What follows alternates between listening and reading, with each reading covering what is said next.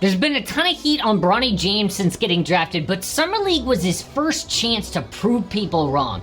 He started going 0 for 12 from 3 with 15 points in 3 games. So the haters were coming down hard. But his next game, LA's hated rival, a big performance would mean a lot. And Bronny turned out his worst game of the summer. 1 of 5 from the field, 2 points, 2 turnovers. Jalen says, I don't think Bronny is a pro. Then Angel says he's not.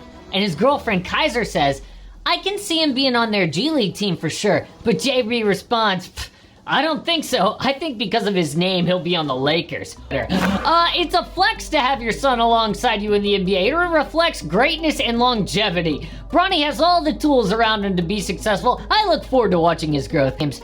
But why is this even a controversy? I mean, what he said is true, and this was caught on camera. It's why athletes cover their mouths with their jerseys on the court. It blew up because it confirms what everyone knows.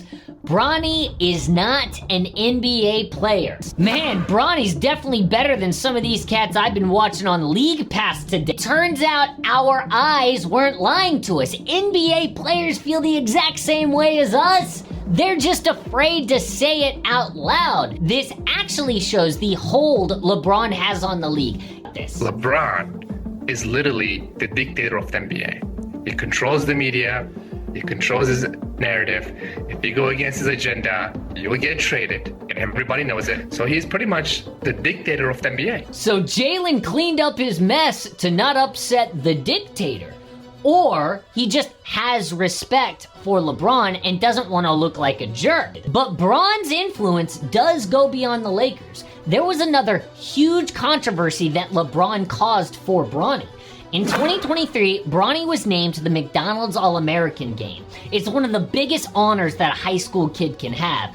Bronny made it over talented kids like Mikey Williams, Caleb Foster, and eventual first-round pick A.J. Johnson. He didn't score 30 points for Sierra Canyon every night, more of a defender and a connector. Bronny moved from 41 to 29 in the rankings his senior year. So by definition, he was let in over higher ranked players. And don't believe me, he said, I don't want this to sound negative, but if he wasn't LeBron's son, I would say, hey, good player, but I mean, we're not debating whether he's a McDonald's All-American. And I don't know if that sounds negative or hating, but so be it. That's just the way it is by the mere fact of who his daddy is. This. I don't think most people are, including Jaylen Brown. I mean, you don't get mad at the billionaire's son for being rich. The kid didn't choose that. And by the way, no, everyone would take it just like the rich kid, so you don't blame him.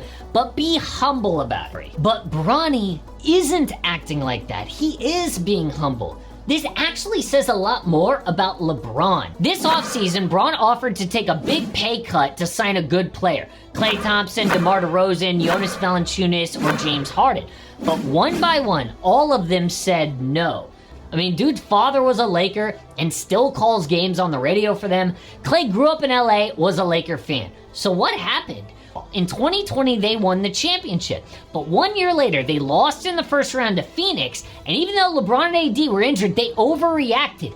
Got rid of Kentavious Caldwell-Pope, Alex Caruso, and Kyle Kuzma. 2 of those are considered elite championship role players. But the worst part was doing it for Russell Westbrook.